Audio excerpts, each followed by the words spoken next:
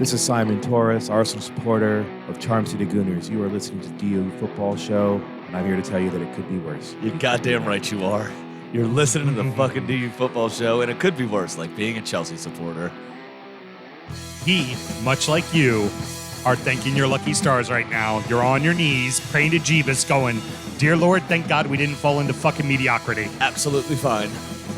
You know what? The Malort's put away. Now we got 6 weeks of fun. Let's start the show. Born in the land of Bowie, Maryland. Bred to be a fan of fucking Everton. Punch you in the eye and drink your rye. Sam Houston. Sam Houston? Arsenal fans have another Sam. AKA the fucking Gooner Graham. Stuff the Malort. Look straight in shorts. Sam Graham, hey. Sam Graham. Drunkard United!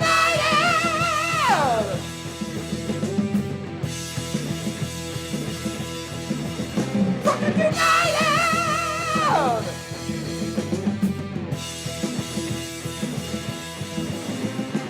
Hello and welcome to the Drunkard United Football Show, a completely biased recap of the English Premier League as told by two common American schmucks. I am your host, Sam Houston, and across the way from me Is the cup winner, Samuel Graham. is the newly found religious man, Samuel Graham, because all your prayers have been answered. That is right. Not all of them. Most of them, though. You were dangerously close to mediocrity. You know how dangerously close to mediocrity you were. Yes. Oh, you were about Very to be close. you were about to be one of us, right in the middle of the table with no money and nothing, Yeah. and remembering the good old days. No tournament next season. Yeah. All of those things. All of those things almost happened, but then the referee Then called they the didn't. game. The referee called the game your way. You got lucky and won. Woohoo! For once. We're recording at Studio H, just outside the nation's capital. You can check us out on all podcast platforms. Please be sure to rate, subscribe, review, and share with all your footballing friends. Should you want to chat with us, there is many ways that you can. Sammy, tell the good people how they can get in touch. You can get in touch with us on all the social medias at DUfootballshow. And then DUfootballshow@gmail.com to get in touch via email. Fantastic. Which we did have a couple that were pretty funny. Yeah, had some great emails, had some great banter on the closed page, on the DUFC page. Definitely. One from our boy John that was just sent to us just before we started to record. It said the only time that they will be there, and it was a picture that ESPN shared. And I'm trying to get it to load because I don't remember what it said. It said with AFC Bournemouth getting relegated, Arsenal will start next season top of the Premier League. That's right. It's always been AFC Bournemouth up top, never Right. never Arsenal. Because obviously before a ball is kicked, the league table just reads in alphabetical order. Alphabetical order. And surprisingly, right in the middle of the table is Everton. Sam and myself both work in the wine and spirit industry and both have a deep, passionate love for all things distilled spirits. So as the red-blooded Americans we are, we vow to have a drink in our hand throughout this show and every single show. Sammy going to take a break from the gin and the rum, and we're going to go back to our beloved whiskey with another top 20 whiskey winner from 2019. Yes, so we've got the Bardstown Bourbon Company Fusion Series number 1. This was number 11 on the top 20. This is a blend of 3 different whiskeys that they have. 40% of Kentucky, which it just says Kentucky, so I assume that's sourced. 12-year-old juice. Mash bill with 74% corn, 18% rye, and 8% malted barley. The second whiskey in it was 18% of the Bardstown Bourbon Company 3-year-old juice that they produced, 68% corn, 20% wheat, and 12% malted barley. And then there's a 42% cut of their own stuff again. A 2-year-old, this says 2 years and 10 months. Legally, they can only rate in years. Corn, 60%, rye, 36%, malted barley, 4%. So clearly they're making both wheaters and ryes at the Bardstown Distillery. If you're not familiar with who the Bardstown Distillery is, this is the guys who make Willet. And when they say they do source a lot of their stuff, some of it was old barrels left over from the old distillery itself, because a lot of these distilleries closed down. And when they closed down, guess what they still had in their warehouses? Whiskey. Fucking whiskey. That's a lot of the orphan barrel stuff that you saw from Diageo. Yep. Is from the old Setzer Weller distilleries and stuff like that, barrels that they bought that they only had 1 or 2 of, so you can't really produce a long-running whiskey with that, but you can produce some fun one-offs. And that's kind of what Bardstown and Kentucky bourbon distillers in general was doing. When they say that they're sourcing something from Kentucky, it's likely the Bowman Distillery, but it could be just about anybody. Heck, I mean, even Could be Heaven Hill. Well, yeah, Heaven Hill definitely. And for a short while there too, you had, who was it? High West was getting their stuff from Four Roses. Yep. And a lot of instances, what it is the distilleries just don't want it to be known that they're selling their juice. But everybody sells juice to everybody else because sometimes you just need to pay the fucking bills. Yeah, there's also just, whiskey takes a long time to age. Yeah. And somebody may have too much 6-year-old sitting around. They can't sell enough of it. So they farm it out to other people. Did you say what the proof and price on this Not bad boy yet. was yet? Actually, forgot to write the proof down. If you could take a little wee look at that. I believe it's 49.9.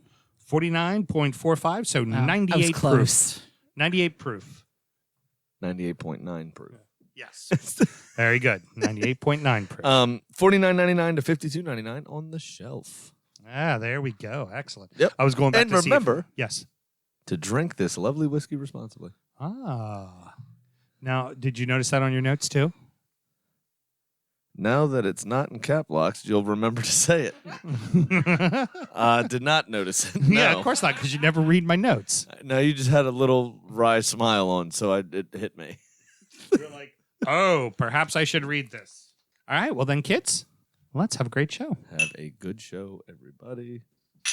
Good luck. Before I get blue balls, come on. I got a rager and I need to let it out. Well, we're going to start with the, there was a couple other games this week, but we're going to start with the only game in the Premier League, not technically not the Premier League, but the FA Cup. Yes. We had a London derby at Wembley. Yes, And we while did. there was nobody in attendance, it still had the intensity of an old school FA Cup London derby match. It's fantastic. Arsenal 2, Chelsea 1. Sammy, go ahead. Just spew it everywhere. So I only printed out, well, you printed out my predictions from the beginning of the season. Got it. Part of the reason that I didn't have any other notes because the only thing that I wrote down for this game was just magic. And I didn't want to waste a piece of paper for magic. Heard. This was off to a horrible start. Quick goal from Christian Pulisic, the American. We were talking about it. We were in my garage and talking about it.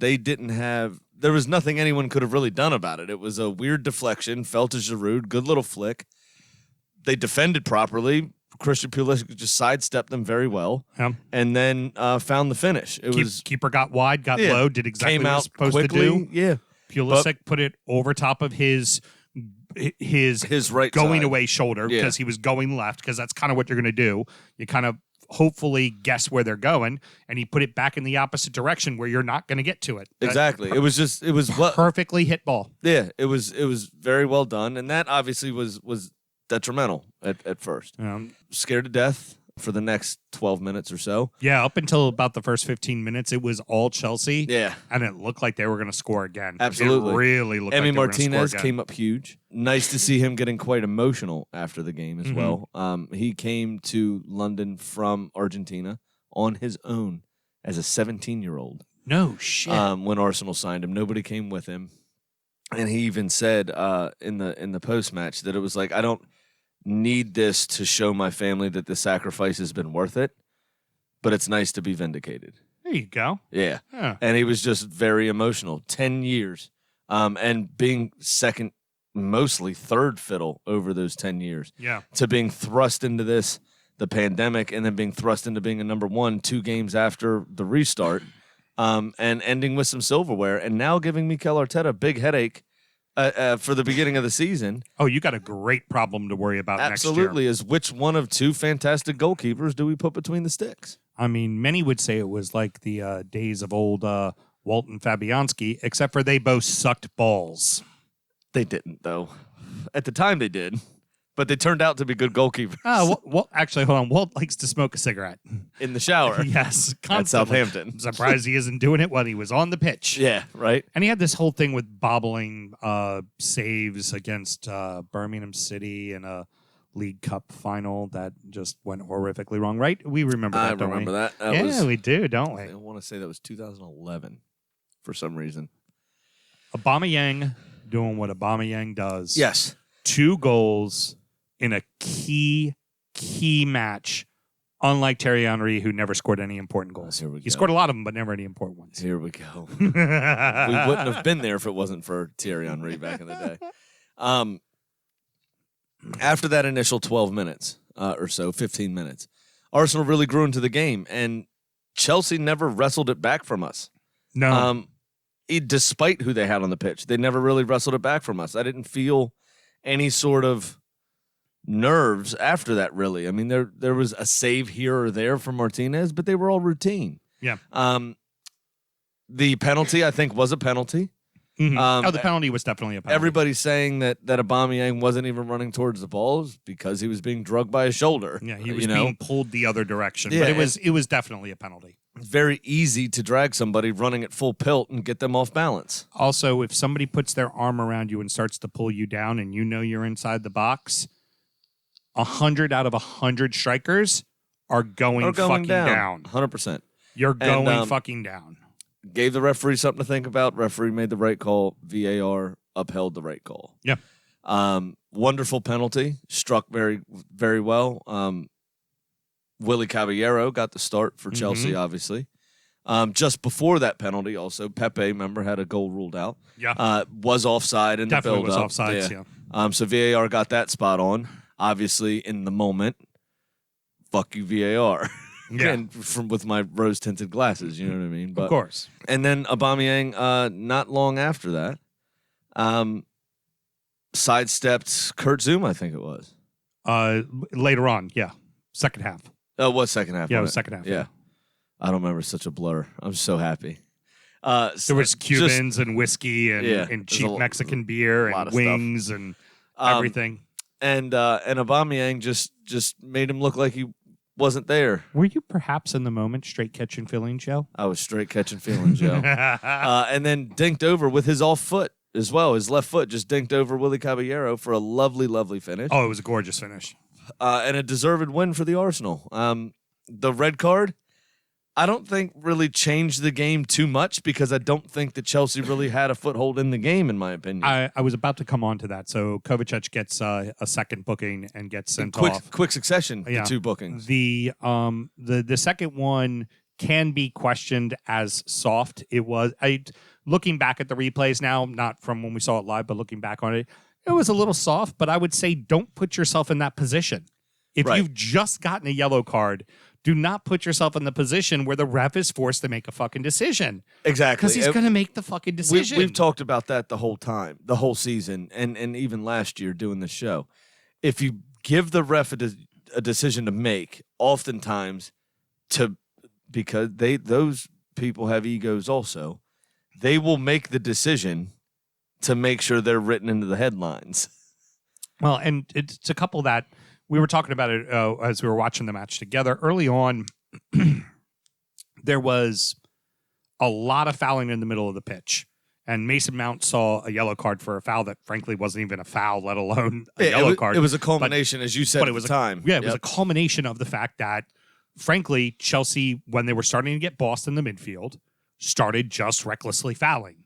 And that was, he set the precedent. Stop doing stupid fouls in the middle of the field. Yep. Kovacic does 2 fouls in the middle of the fucking field. Like a minute apart. Clearly, you need to get a feel of what the ref has got going on. Yeah. And you need to think in that moment, and you need to be smart, especially right after you just got booked. Don't get fucking booked again. Yeah.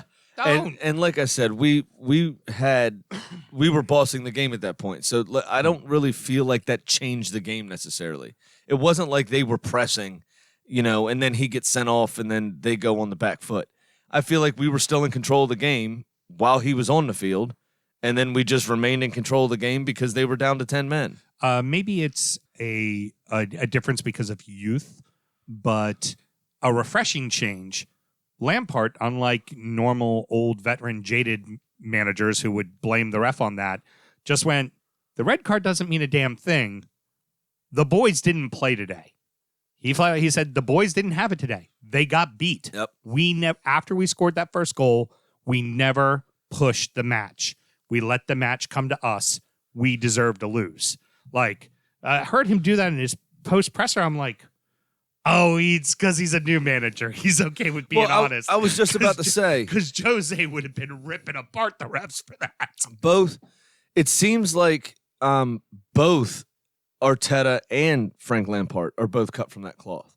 Where Arteta's been very open, and maybe this is just, again, like you say, being a new manager and not really jaded yet or trying to deflect or what have you. Cover your own ass. Right. But he's like, yeah, I need the board to back me. We have players that we've identified that we want.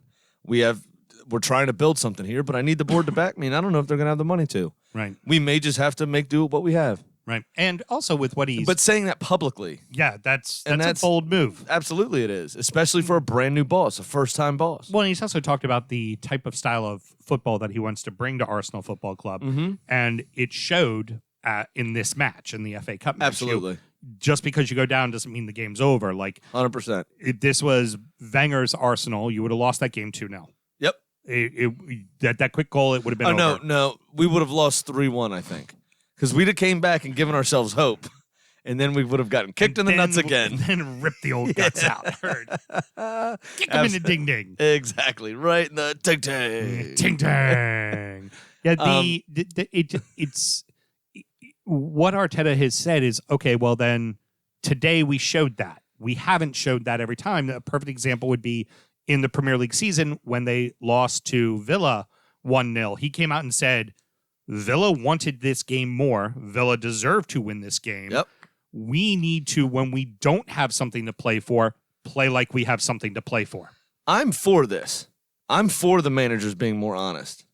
I think it adheres them to the fans. You're not calling out a player. You're calling out the collective unit work of the team. Absolutely. And when you hear your manager echo what you can see on the screen as you're watching, hopefully at one point we'll be able to be back in the stadium and watching it. Right. But to hear him echo that, right, is a big deal because that hasn't been the case. He sees what we see. He's trying to fix it.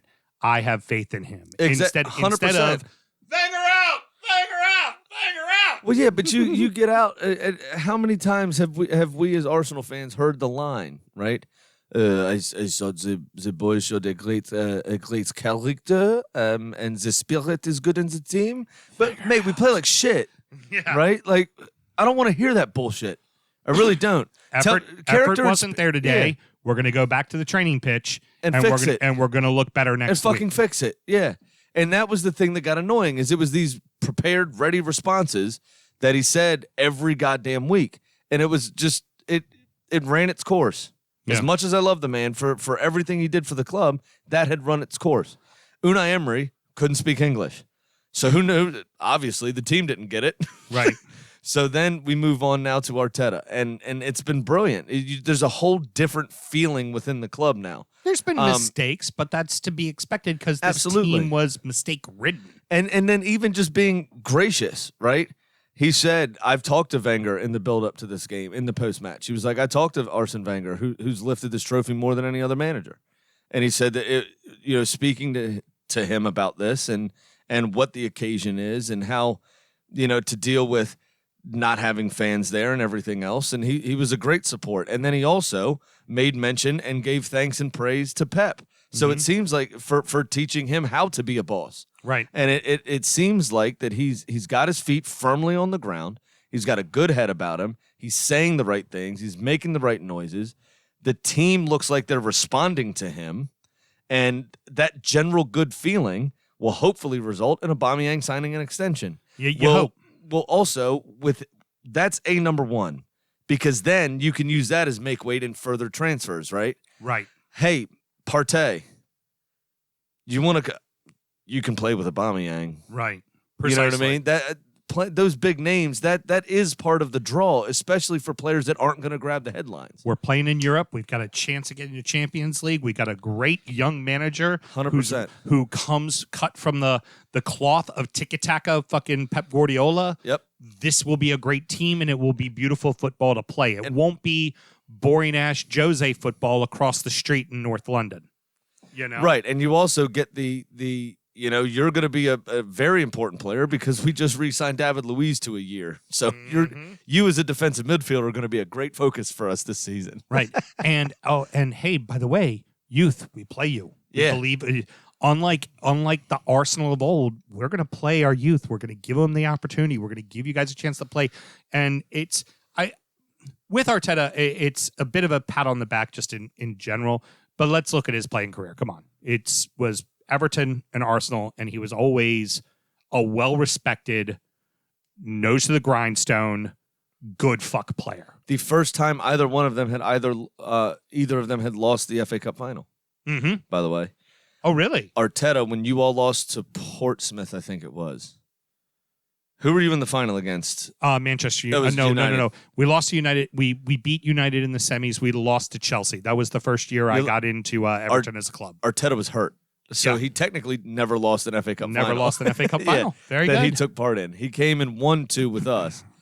Frank Lampard had been involved in 4 finals and won 4 in his time. Pompey was 2011 and they lost. No, Pompey won 1. Oh, it was maybe 2008 Pompey won 1. When Harry Redknapp was in charge. When they went down, they lost 1. That's the one they lost. I think that's true, yeah. Yeah, that was the one that they lost. But anyways, going on like a little too much here on this. But big question. How badly did Arsenal Football Club need this fucking cup? So, with the honesty that Arteta has been displaying in the media that we've been harking on for the last 5 minutes, it no longer feels to me like this is. Remember what we said last week? The joke I made is this is the liquid paper, what we're about to do.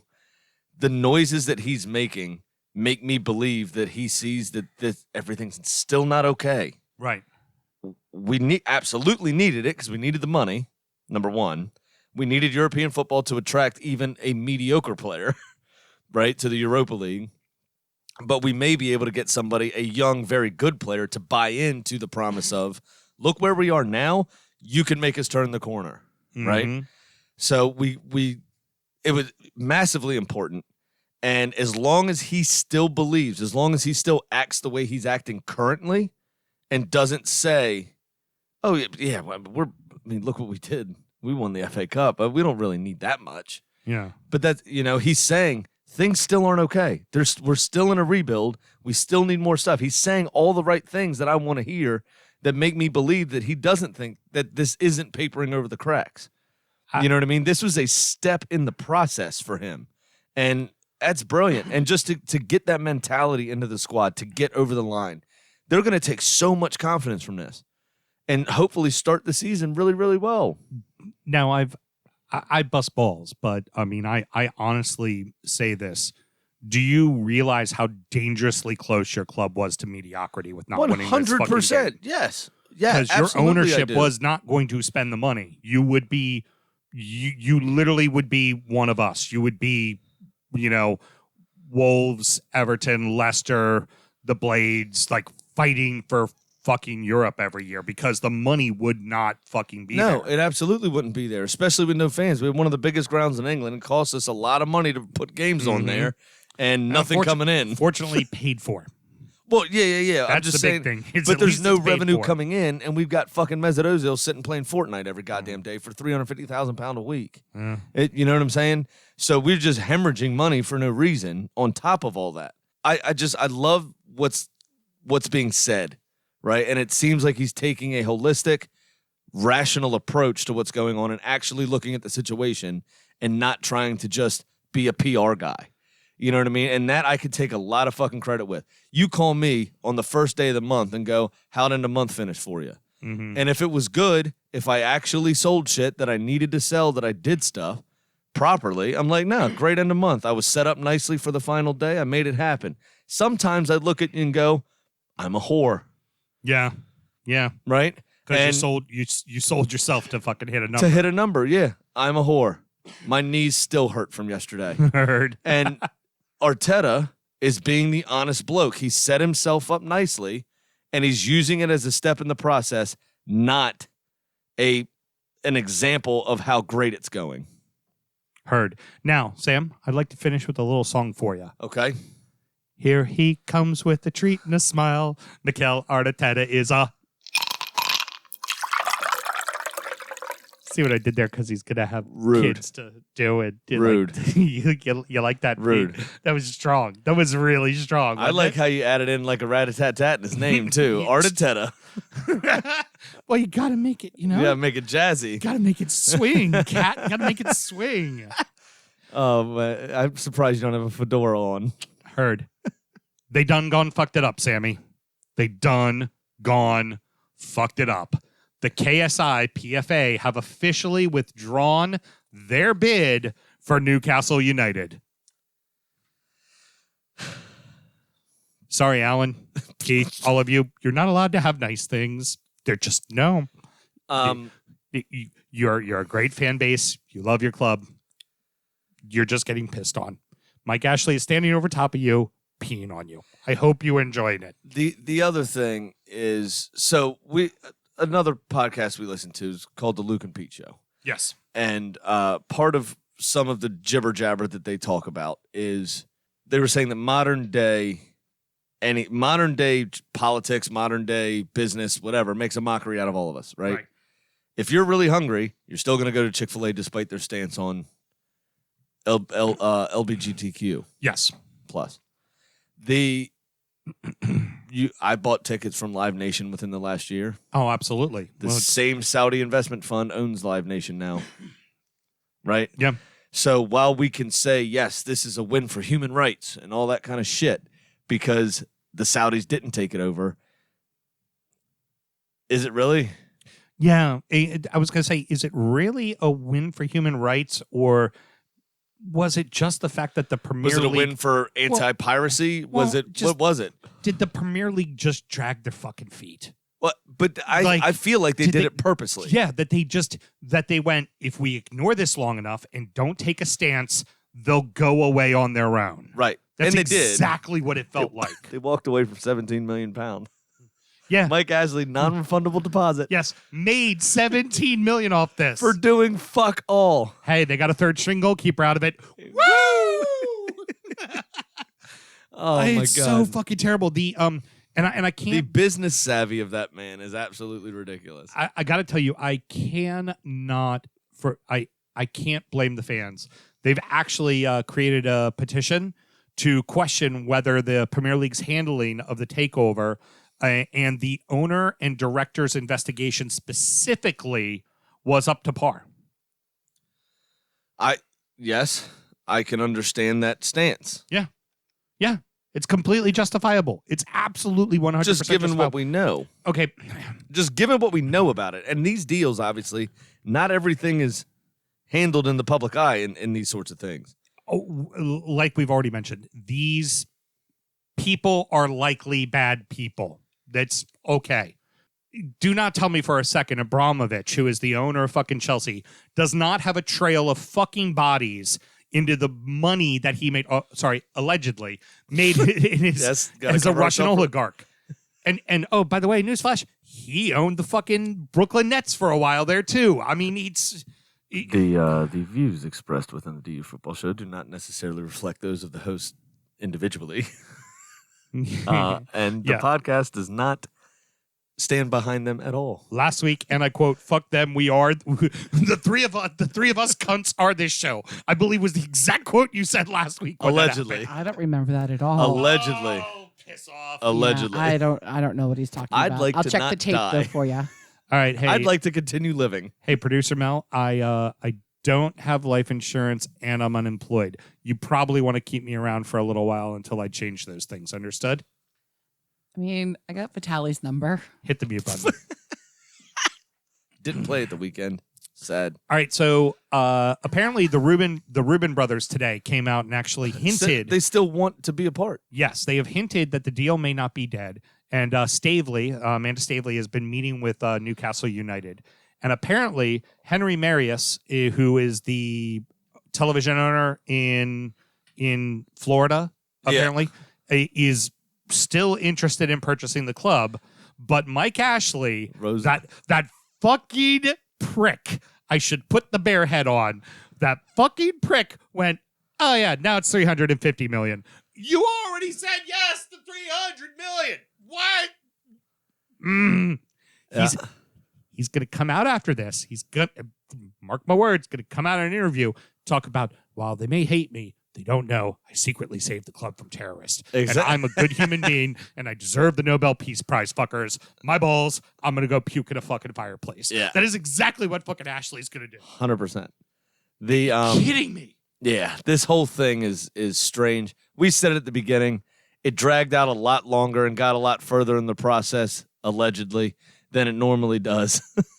But we said it at the beginning, this wasn't going to fucking happen, and it didn't fucking happen. This was an absolute fucking disaster. It was a shit show. And frankly, now remember, dumpster fire, shit shows Manchester United. True. This was, frankly, Sam, I dare say, an embarrassment for the Premier League and all parties involved.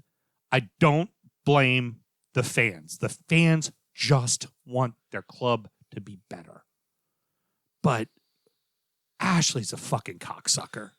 100% he is. The Premier League are a bunch of fucking cowards for not Do addressing you think the that situation. $17 million deposit's going to go towards a player? Fuck no, it went in Come his on. fucking pocket. Went right in his went to pay the Belgians' tax bill that he fucked up with Sports Direct. Yeah.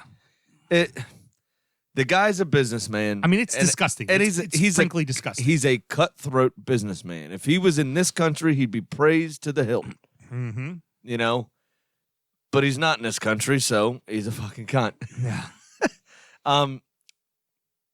I think that $17 million deposit, now that he rose the price of the club to $350, is going to be a $20 million deposit or £20 million deposit, maybe a little more than that. And he'll fuck that off so he can get another $20 million. Exactly, and it'll be some like physical because the billionaire TV guy in Florida has coronavirus, so he can't buy the club. I guarantee you something's going to get fucked up again, and it's not going to happen.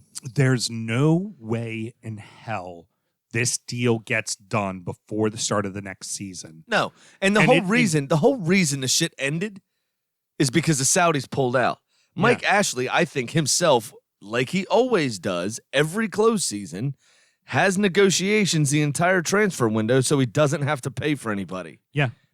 Selling the club. Why would I buy another player right now? Yep. Selling the club. 2 days after the transfer window slammed shut, deal's off. Couldn't figure it out. Yeah, it would have been the week of September the 12th, because that's going to be the start of the season. So let's say September the 5th. The whole thing would have fell apart. The season would have started, and then I'll give him some credit. This last year he spent a little money. He'll spend about $30 million on a couple, 2-3 young, potentially talented players. Bring in a couple loan players, and Right. that'll be that. And that would be it. That would be done. Where do you think this leaves Newcastle now? Where does this leave the team itself? Brucey's the manager. I mean, there ain't no change. That's going to be Brucey. Purgatory is where I think it leaves them. They are not in the promised land. They are not in threat of being relegated because Bruce seems to have figured it out with that set of players. The honestly talent's don't there to think- stay up. Yeah, I honestly think they don't have a lot of loan players currently. That was just a dig that I said. Right. So Because they actually made with Maximone and Joe Comma Linton, his government name. Both of them were decent signings. Now, obviously, Linton you would have expected a little bit more results out of, but let's look at it. He actually bought a couple of players, and the previous transfer window bought Almiron. So he spent money? a little money, yeah. Yeah. And, I mean, their defense was pretty sorted, and they have a good goalkeeper. Yeah. So we'll see what happens. The other thing about this is the Saudis apparently had a big plan to invest in the area also. That's what really is the kicker. The training facilities, there was a hotel supposed to be going in, a couple other things, retail development that the city of Newcastle, frankly, could use. And that's also not happening. Now, they're sports washing their image. Absolutely. 100%. They're music washing their image with Live Nation. Yep. See, look at us. We do fun things. We're accepting of everything else while they do Sharia stuff back in Saudi Arabia. Literally separate journalists. a journalist with, a machete and separate his body. So it's a difficult question. Again, with the Newcastle supporters, you can't really blame them. They have no control over it. They literally have no control of it. What are they supposed to do? And I quote Mike Ashley. This is for the future. You see, if they would have reinvested in the city, they would have built nothing but a bunch of incels that would have ultimately terrorized our country and other countries around the world. You see, I'm a fucking savior. Allegedly. Time for the unveiling of our pre-season's predictions. Wait, the greatest word in the English language is allegedly. Yeah. You can literally say whatever the fuck you want. Allegedly. Allegedly. Yeah. Allegedly. You know That's what? the best. My cousin Kiki told me on the corner he heard this. I'm just saying. I'm just saying what I heard. Allegedly. I'm not writing anything else down for show titles. Allegedly is definitely yeah. it. Right. All right. So back in August of President of Brazil fucks pigs. Allegedly. heard. You say whatever you want. Well, he got the Rona It's like twice. it's like putting on your emergency blinkers. When we were kids, we always said that as long as you had your emergency flashes on, 4 lanes of traffic, fuck it. Make them right. Doesn't matter. As long as you have those emergencies on. All right. So back in August of 2019, yes, a Yeah, full a year year ago, ago, Sam. yeah. Sam and I both wrote down our final standings, 1 through 20, how they thought they would finish, top goal scorer, first manager fired, and the 2 FA Cup winners. Last year, 2 domestic cup winners. yes, the 2 domestic cup winners. There's only 1 FA Cup, man. Right. And I'm sorry. won it. Yeah. I meant to say domestic cup. Yeah, got another one in. Yeah, but I already know what your FA Cup prediction winner was, so that's going to be kind of funny. Well, you talked about it last week, but don't want to bury the lead. Kids, a total of 25 choices, 25 possible points. I last year beat Samuel Graham 2-1. Yeah. All right, exactly so here it is.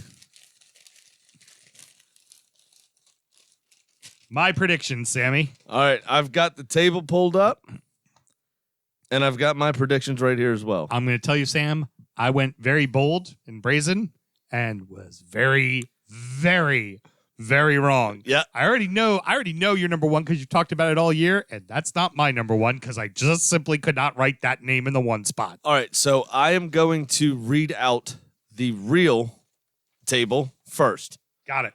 and then we will say what we picked in that place. Which will all be wrong. A number 1, Liverpool Football Club, champions of England. Uh-huh. 99 points, good season. Yep. You picked. Not a great season, No. but a good not, season. Not a great season. No, a great season would have been 100 points. I picked Liverpool. Ah, very good. Guess what I didn't pick? Liverpool? I picked Man City to three-peat. There you go. I am up storming to a 1-0 lead. You could probably hold on to it, killer. I'm looking at the rest of this list. I'm seeing a 1-0 win here, kid. All right, number 2 in real life was Manchester City. You, sir? For some reason, I thought Pochettino had it all right. I thought they had picked up Rodri, not Rodri, Dembele, right? The holding, the holding, Dembele, yeah. Dembele. And I thought, okay, you know what? This is it. This is the year. No, and Dombele. And Dembele. Thank you. Sorry, name assassin strikes again. Well, I couldn't even think of the name.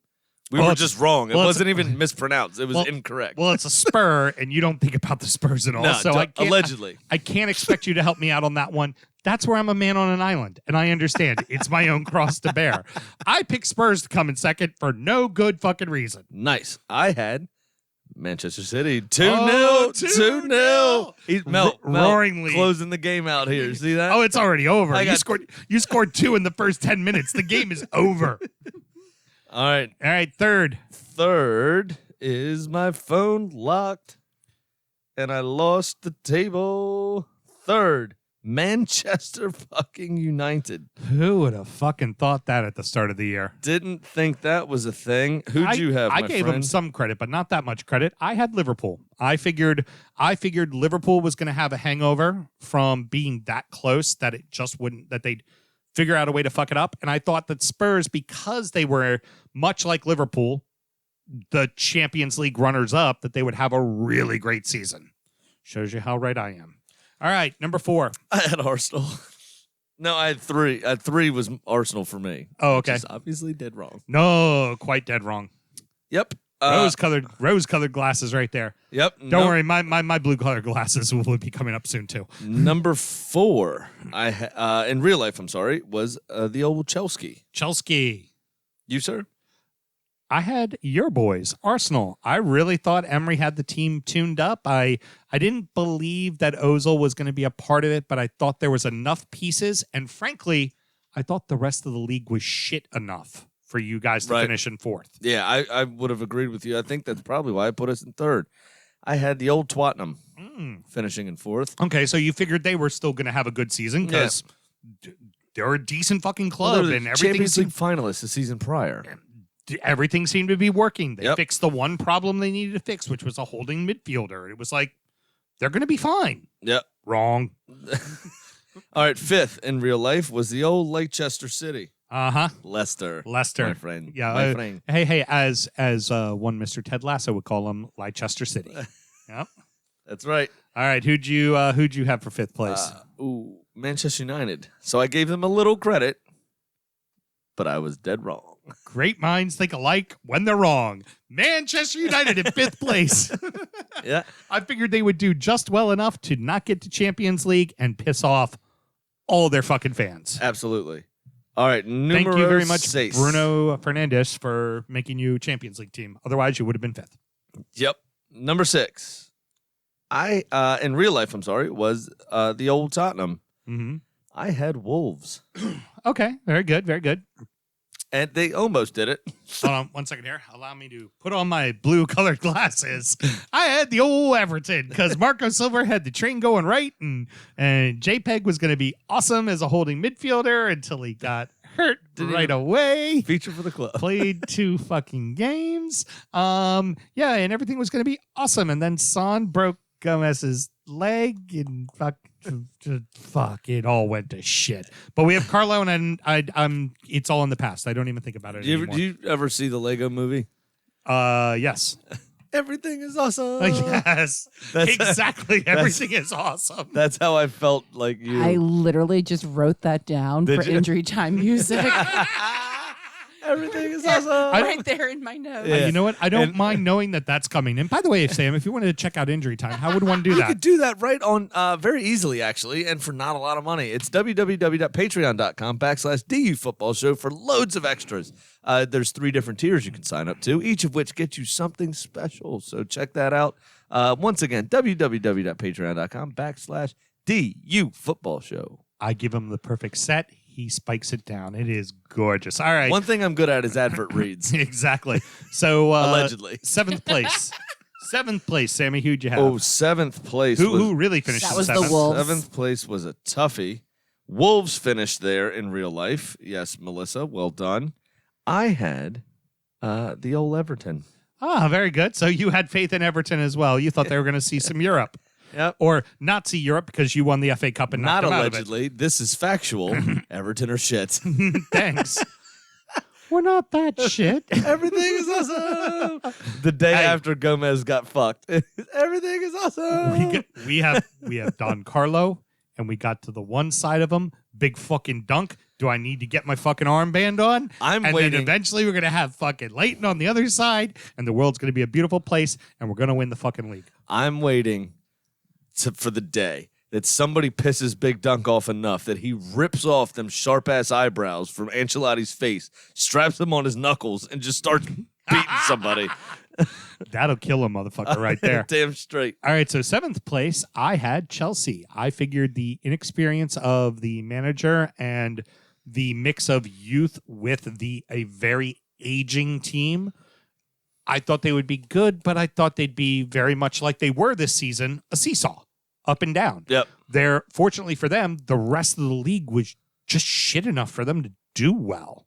I mean, taking nothing away from what Lampard did with this team. That's a little harsh. That's a little unfair. The pieces should not have been there for them to be a top 4 side. You know, I agree with. If you would have talked to Chelsea fans at the start of the year, they'd been like, look, we finished in the top 10. Maybe we make a nice little run in a cup. This season, we're not allowed to buy anybody. We're playing for next season. We need to see what the kids can do. They were allowed to buy people in January and chose not to. Yeah. Well, because frankly, they were doing great without him. So why did you need to fix any problems, right? So I just for them, it's not to be harsh in the regards of I thought they were crap. I just figured there was going to be so much inconsistency because they're young. This was going to be one of those slip back years. Okay, for them. that's fair. You said that a little bit better this time. I'm terribly sorry. So can I toss out a quick conspiracy theory? Sure, go ahead. Chelsea Football Club That wasn't quick, by the way. You were paused really allowed long. to. Excuse me. Vape went down the wrong hole. Chelsea were allowed to sign players in January and didn't. Mm-hmm. Right? Russia borders China. Abramovich obviously has contacts in low places. Deep state, you need to call Alex Jones right now. Let him know Chelsea's directly involved in the spread of fucking COVID. Yes. Absolutely, positively. 100%. I hear it all, allegedly.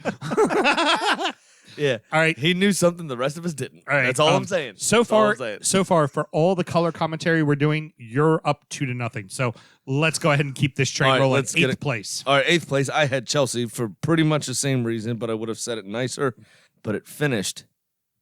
Your hearts and mine swelled during your FA Cup winners in real life. Arsenal Football Club finished in 8th place. Heard.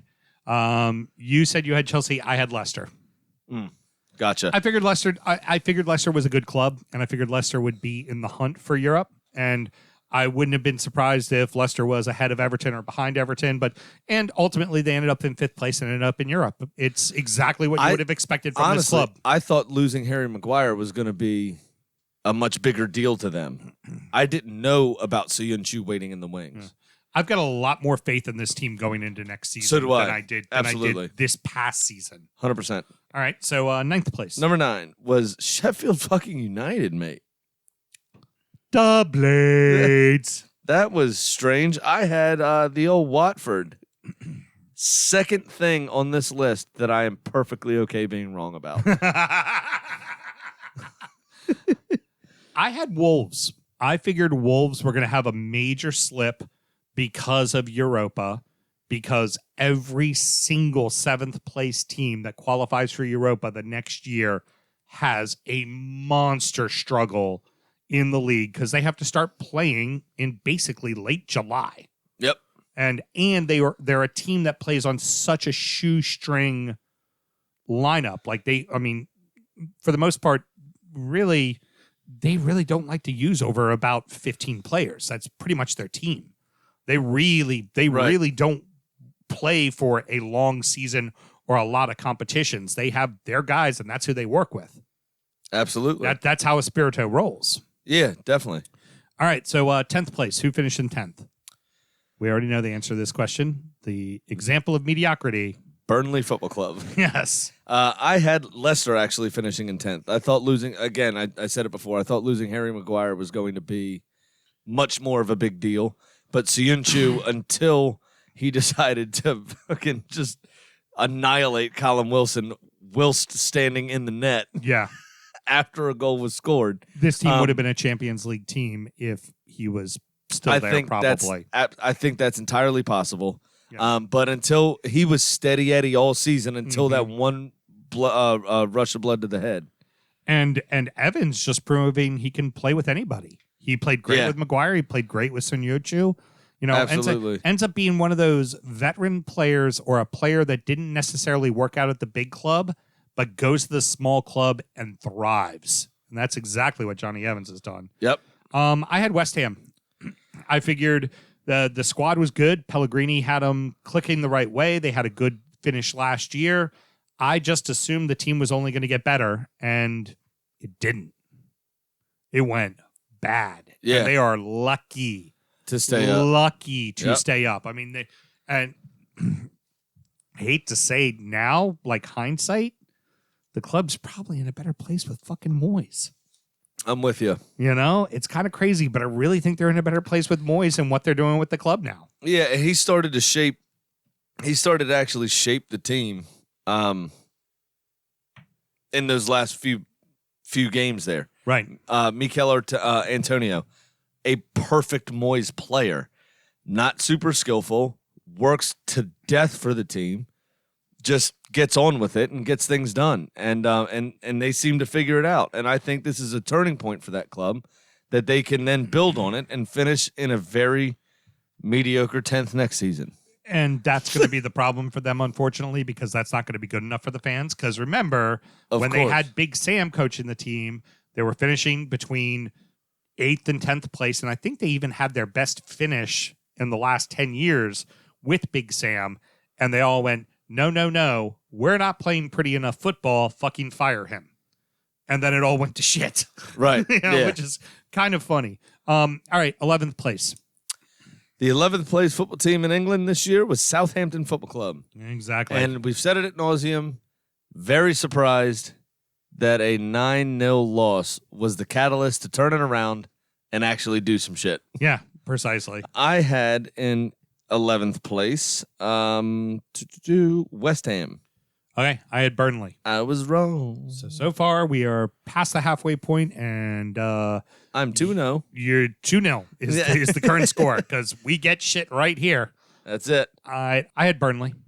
You were almost right. Yeah, right there. Yeah. Yeah, 9th through 11th is pretty much meh. And like we said about Southampton, they had a roaring finish, which is exactly what like teams like Everton Football Club used to do every single season. Yeah. Southampton fans, it doesn't mean shit. Just be warned of that. That's right. It means Hopefully they can keep hold. fuck all. Hopefully they can keep hold of Danny Ings. Or else they're If definitely not, going they down. are fucked. All right, 12th place. Who 12th finished place 12th? was Everton Football Club. Absolutely. I had the old Burnley. I had Brighton.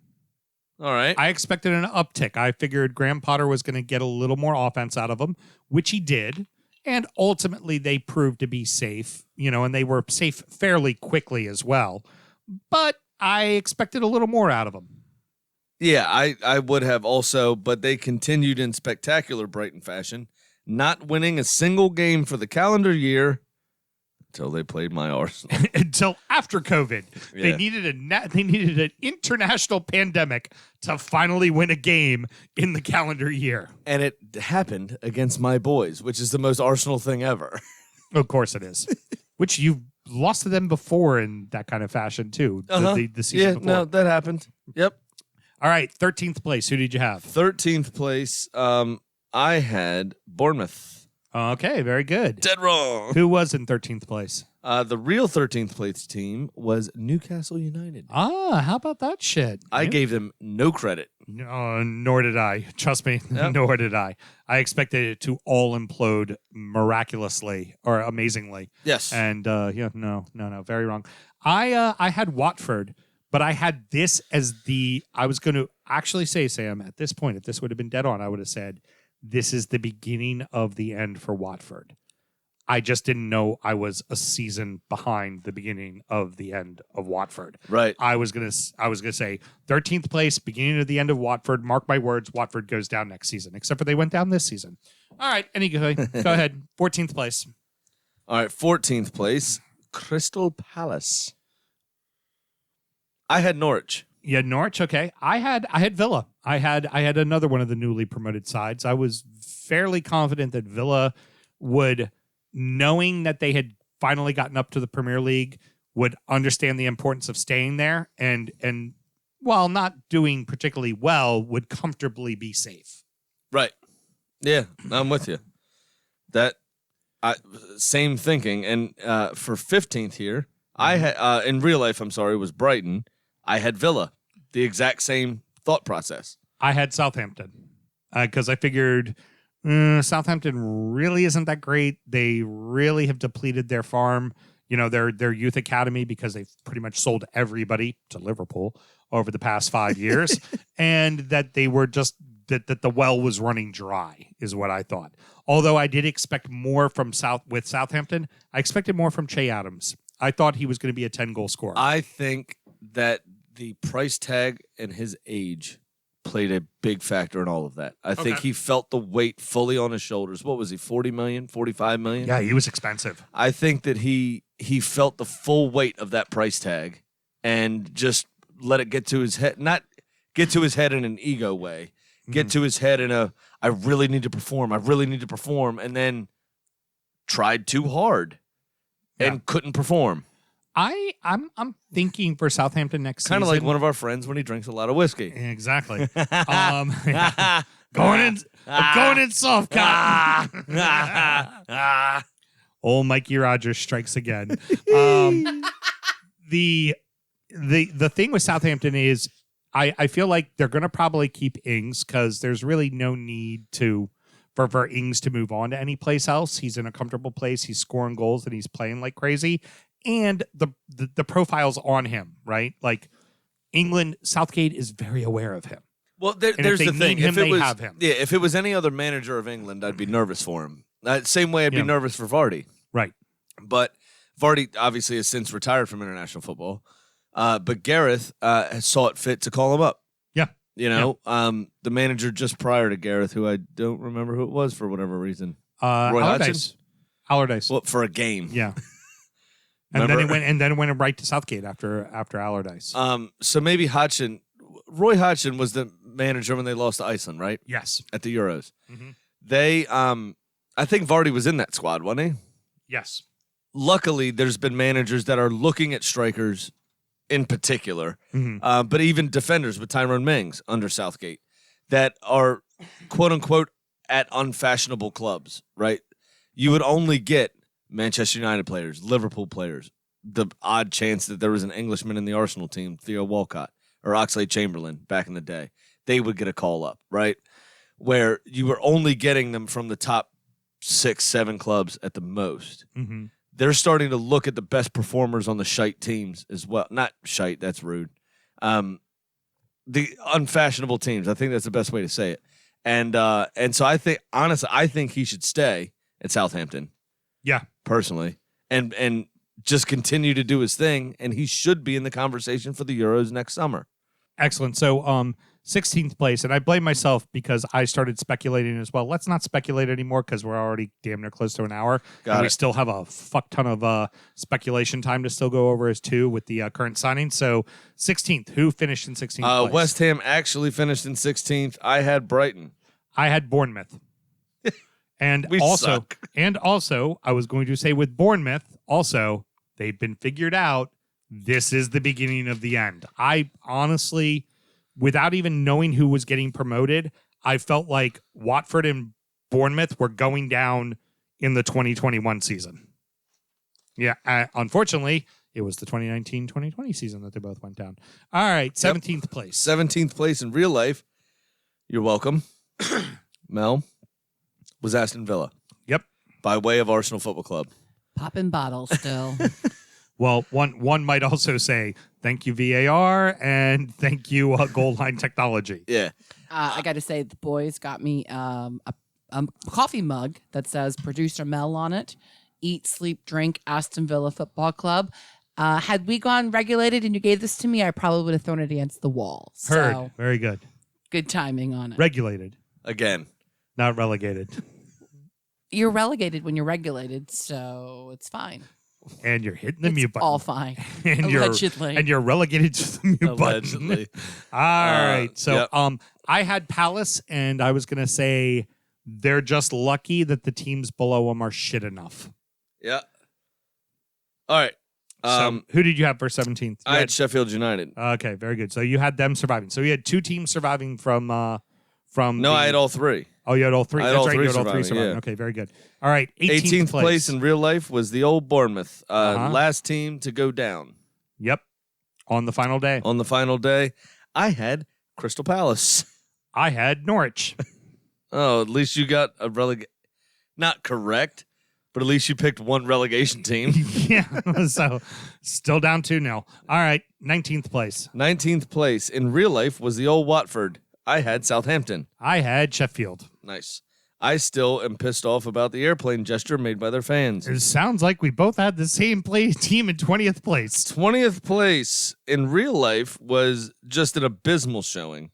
Mm-hmm. 5 wins, 6 draws, 27 losses, and a massive minus 49 goal differential. Thanks for coming out. But Timu Pukki scored 40 goals in the fucking championship. Yeah. Norwich City, we hardly knew ye. And we both had in Newcastle- 3-2-1 Newcastle United. in 20th place. I'm just sorry, given Alan. Steve Bruce's track record, honestly. was Sorry, my Alan. thing. Sorry, Keith. I just everything was aligning that it was going to be horrible, and we didn't know who Saint Maximin was before the season. And fortunately, you had a bunch of players that just said, "Fuck this twat on the bench. Fuck the twat in the fucking owner's box. We're gonna fucking do it for ourselves." And congratulations to you. And despite all the bullshit that's going on with the current takeover and everything, I still think they're going to be a safe club. I don't think any of this is going to affect them. And I don't see any of those players looking to be sold right now. And I don't see any reason why Ashley needs to sell any of them. Yeah, fair enough. All right. So top scorer. Who was our top scorer? Jamie Vardy finished the season as top scorer. Excuse me. Call Jamie him by, fucking I was going Vardy. to say, call him by his God-given name, Sorry. for fuck's sake. Danny Ings in second by a goal, and then Aubameyang a goal behind him. Yep. I had Homer, Pierre-Emerick Aubameyang. Which is a very fair bet. Loss. 0 points. I had Raheem Sterling. Ah. He ended up in fourth, and Yeah, he close. charged on late. I just figured with Aguero not always being able to play That's and not a bad Jesus being shout, very yeah. inconsistent, I really thought that was going to be his run.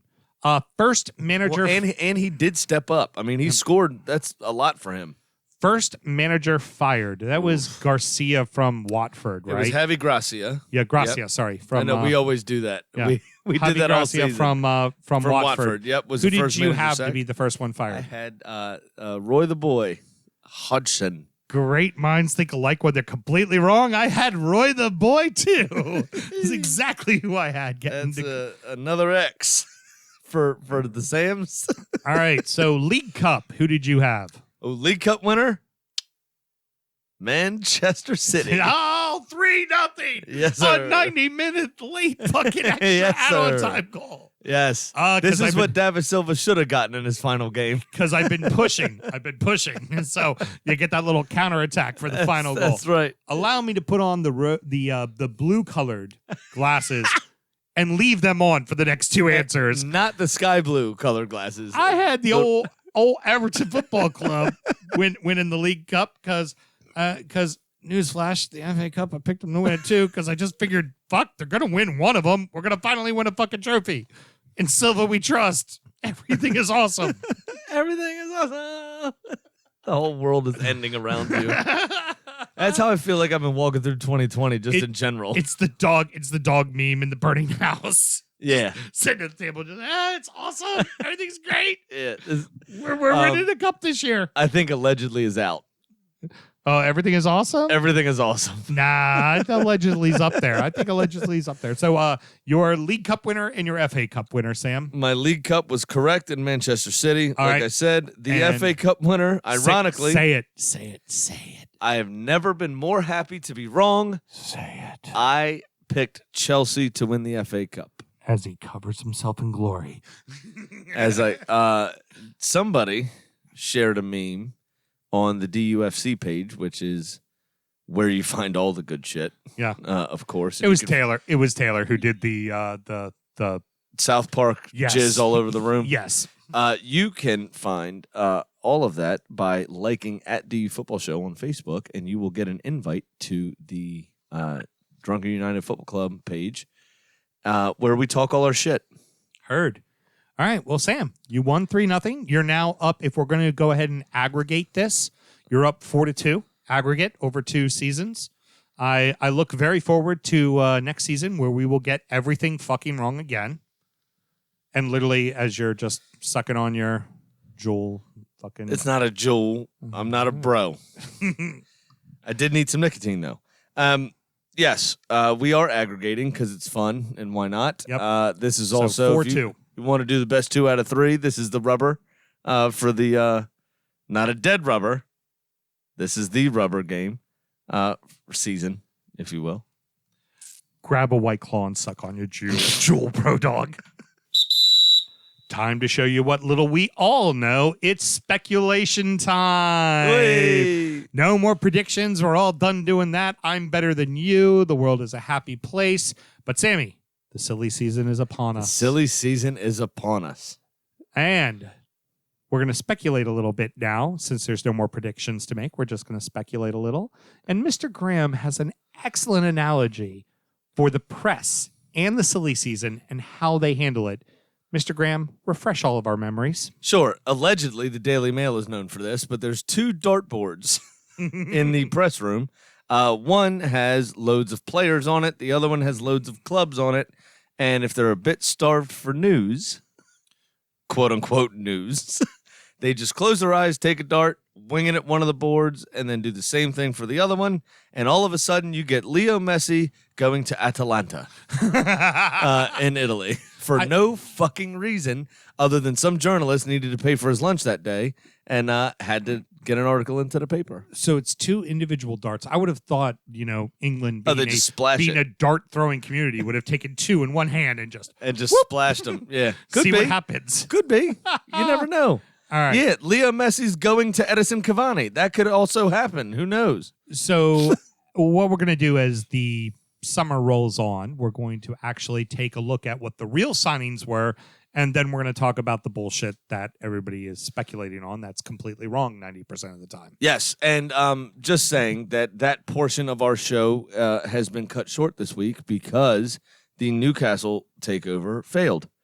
So all of the Philip Coutinho, Mauricio Pochettino, all of those things fucked me this last week because the Saudis took out, and everyone knows Mike Ashley's not going to buy anything, so his photo's not fucking hanging up on the dartboard, and no one's now linking anyone to Newcastle. So what you're telling me is all the players in the footballing world are now not all going to Newcastle. Correct. I have nothing funny to talk about now, so that portion of the show this week is dead. Well, hey, at least you've got every single player that's ever played for Carlo Ancelotti as being linked to Everton. So at least you got that going for Yeah, you. fair enough. There you go. Let's talk in reality. All right.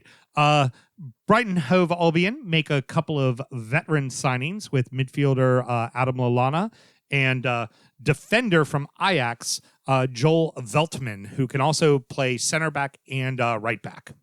There you go. Good for him.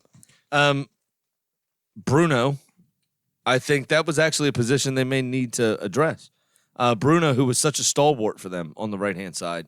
Yeah, 2 seasons ago. Right. Yeah. It was 39 or whatever he was at that point. At least looked at every part of it. So that should be a good signing for them. I'm not familiar with the player, but that's be a foreshadowing to the loss of Dunk as well. Because you have Dunk, Webster, and Duffy. You have to figure Dunk's the valuable asset that they're probably going to sell Dunk, and then this guy can then be number 3 for Duffy and Webster as well. Absolutely. And Adam Lallana just adds some experience. And he can play anywhere in the midfield. Yep. He's the Aaron Moy you got a loan for, but you got him on the cheap. Absolutely. And you can also play him as a false 9 if necessary. If absolutely necessary in a bad way, he can play a false 9. You can throw him up top if you had to. Mm-hmm. Like, he could do a job if you really needed to. You've got enough people up there who can do it, but especially with very versatile. And in Graham Potter's system, Adam Lallana is gonna fit right in.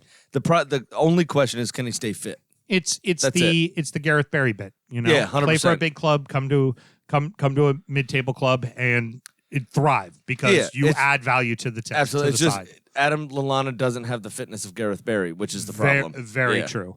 Chelsea with the huge splash of offense and just shot their glory, covered their glory everywhere with all over. Yeah, with Timo Werner and Hakeem Ziyech from Dortmund and Ajax, respectively. Yes, we remember Ziyech as the player that scored against Tottenham in the semifinals at White Hart Lane. Played his ass off that game. Is excellent. Fantastic signings for them, I think. Creates all sorts of conundrums and competition for places between still kind of don't know if Willian's going to sign. He's shopping himself around. There is an offer from Chelsea on the table. But you have Pulisic. You have Hudson-Odoi. You have Mason Mount that can play on the wings if necessary. You have all these players there, all young. You bring in a little bit of experience, and now suddenly there's competition for places. They all have to raise their game to be in the team. That's a good thing. Timo Werner can also play on the left-hand side. Good problem to have. Very good problem absolutely. to have. And also, you might be thinking, maybe Chelsea just shopped and sold Abraham, a la like they did with Lukaku. Could be. Very easily. Could be. Palace add a little bit of youth and depth to their defense with a former West Brom player who plays out on the outside, Nathan Ferguson. Do you know if he's a left back or a right back? Right back. Okay. Aspilicueta's getting up there in age. No, not Chelsea. This is Crystal Palace. I said Palace added. Oh, I'm sorry. If only there were these notes that were written. It's what down happens when I read, said, motherfucker. I combine 2 sentences. Heard. Very well done. Crystal Palace need help. Well, they never replaced Wan-Bissaka, and honestly, they just struggled on their wingbacks. Yep. Van Arnholt has not been holding up his end of the bargain like he did the season before, and at right back, they never replaced Wan-Bissaka, so they are actually hurting in both of those positions at the moment. Producer Mel cracking her second beer already. A little Go early to for that, isn't town. it? A little early That's for that. not an invite. That's not a fucking invite. Started reaching for the unmute button. Yeah, that's not a fucking invite. This signing for Everton was actually done before, while the season was still going and I before cannot Leighton wait Baines. to hear you say this name. Leighton Baines had decided to retire, but they now have their back Hired. What? I love the idea of this little kid showing up in a suit. In a suit, 19 years old, and Carlo Ancelotti sitting across from him was like, "What's your family life like?" But they have got their backup left back with the former Marseille player. It is Niles Nkunku. Thank you very much. I nailed it. I think it's Nkunku. Nkunku. Thank you. Shanae. Yeah, thank you. They have a left back. There's Is another N essentially in the there idea. that you missed. That's all right. Good. Leighton Yeah. Baines retired. You need somebody. I mean, I don't know anything about this player whatsoever. But you played need, a little bit with Marseille. Wasn't getting much playing time.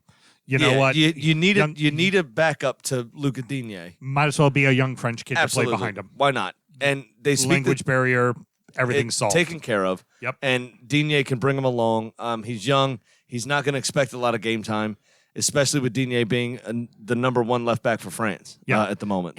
And this kid also has to look at it going, you know what? Luca Digne is at Everton a season or two longer before he gets signed to a huge fucking club. Yeah, absolutely. I mean, So there's my speculation. job, I'm 19 years old. This job's waiting for me. There's speculation linking Digne with Barcelona at some point. Yeah, going back. Right, Yeah. exactly, yeah. Leeds secure a couple of their last season loans on permanent deals to help them to promotion. And that would be Helder Costa from He's got to be 100 years old, Helder Costa. He's Yeah. been around a long time. from Wolves, and Ilan Melzer, who was the French keeper, who was their backup keeper this past season. Yeah, it just they're going to need more than this. Oh, of course, but Leeds. what you do, smart move by them, immediately lock up the loans that you wanted to fucking keep. No, around. yeah, absolutely. Get your business done early, as they say. Well, and a lot of this too is a lot of loan signings here as well. And in the feel-good signing of the summer, Igalo gets signed to a permanent with Manchester United, Yeah, which everybody's rooting for that one. Fan of the club. Helder Costa's only 26. Fuck, I feel like he's been around forever. He was born in 1994. You can't be serious. He's younger than you, Sam. I know, He's younger than by you. some distance. 8 years. Feeling old, fucker? A little bit. I feel like he's been around forever. So as much as we all collectively hate Manchester United, you can't help but feel good about this signing. It's a great somebody fucking signing for the boyhood club, turning out and scoring a goal for the boy. You saw it when he scored came his in first on a goal. loan. Yeah. You could tell how much joy there was for him to be there. He'll do a job. He was in China, just raking it in. Remember, he knows he's a third string guy. He knows he's the third guy off the bench. When he gets called on, he needs to perform, and he's going to play his fucking heart out for the badge because he loves the fucking badge. He took a pay cut. Number one. Yep. Right. So the best thing I can liken it to is Carlos Tevez. He went and got sold to a Chinese club, and making £600,000 a week. Fuck off. Yeah, at 33 or 34, whatever he was at the time. He went there for a year. Well, he went there for 6 months. He was contracted for a year. They paid him for a year. He went back to Argentina, played for one of his boyhood clubs in Boca Juniors, went back to Boca Juniors. I think it was. It may have been River Plate. Allegedly. Right. Allegedly. Right. And then playing charity matches at prisons. Aw. It just doing what you love, man. Yeah. Just playing football, doing what you love. It's a nice, it's a nice story. I like seeing it. You can see his passion every time he takes the field. So Mike Ashley took about 5 pence out of his 17 million and have gone ahead and done some business, bringing on boyhood fan of the club, Rangers backup goalkeeper Mark Gillespie, and to have him battle up for the backup keeper job at Newcastle. No offense to Mark Gillespie himself. I don't know the guy. I don't know a ton about Scottish football. What I do know about Scottish football is I could probably also be the backup goalkeeper from Rangers Football Club. My 400-pound ass could be the backup goalkeeper at the Scottish. Yeah, but you actually I could be the starter at Fort William. I could totally be a starter at Fort William.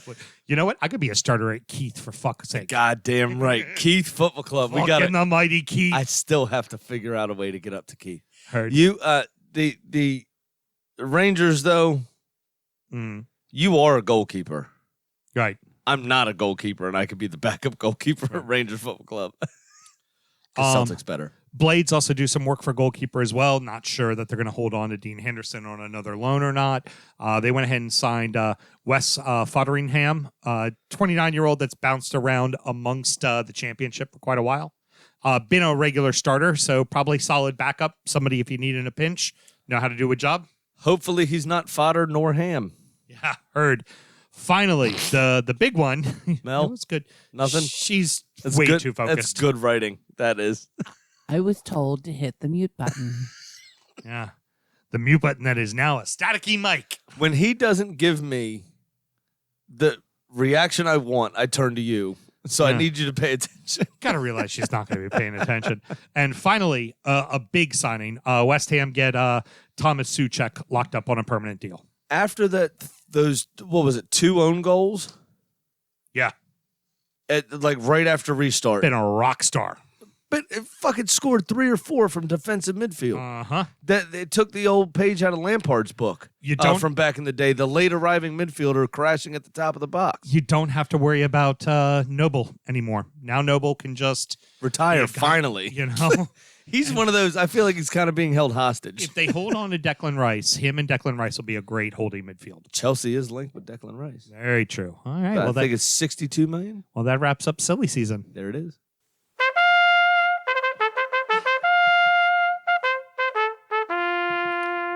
If you're new to the show, we typically like to talk about our broke dick indoor soccer team, Drunkard United at this point. But yes.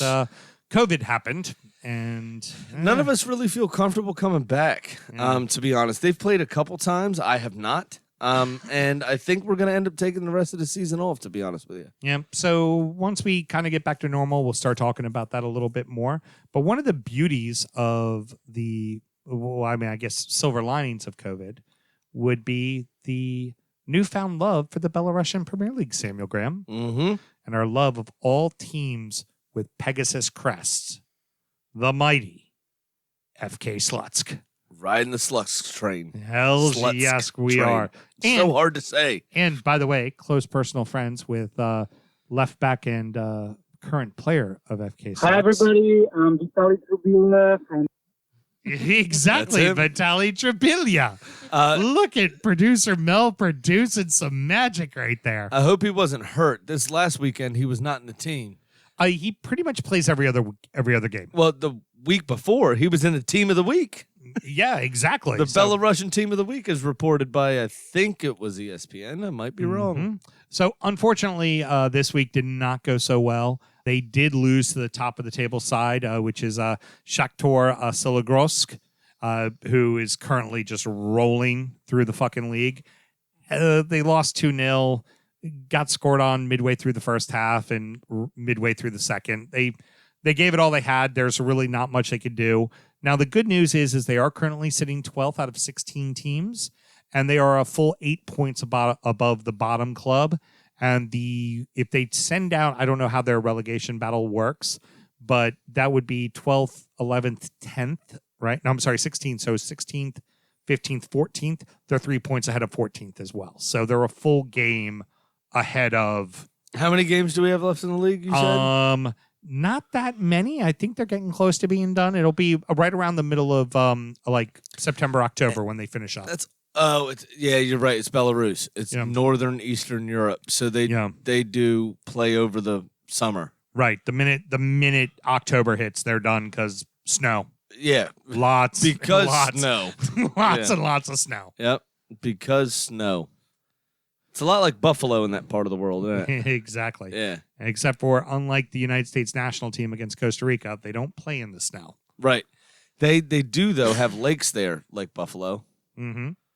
And you know who likes to fish? Vitali. Exactly. Talking about football, not so much. Fishing, can't shut him up. Loved it. Yeah. Fucking, we definitely got Brilliant. we have to talk to him again very soon. Oh, 100%. All right. Well, that about wraps it up, Sam. Do you have any parting words? I do have some parting words real quick. Sorry this took so goddamn long, but there was a lot to go through. And I think, based on most of the social media posts, that you all like to take the piss out of both of us. So we decided to take the piss out of ourselves with our fucking terrible predictions for the season. Woohoo! And even though we're about an hour and 42 minutes in at this point, I think that you all will enjoy this. Everything is awesome. Yeah. As Mel held up the time cards, same thing. Meteors are falling. The world's on fire. Doesn't matter. Murder hornets. Don't care. Everything is awesome. That's right. And we just kept fucking trucking. We're in the hurricane COVID bubble. That's it. Very good. We are the Joe Dirt of podcasts. Just keep on keeping on. Thank you very much.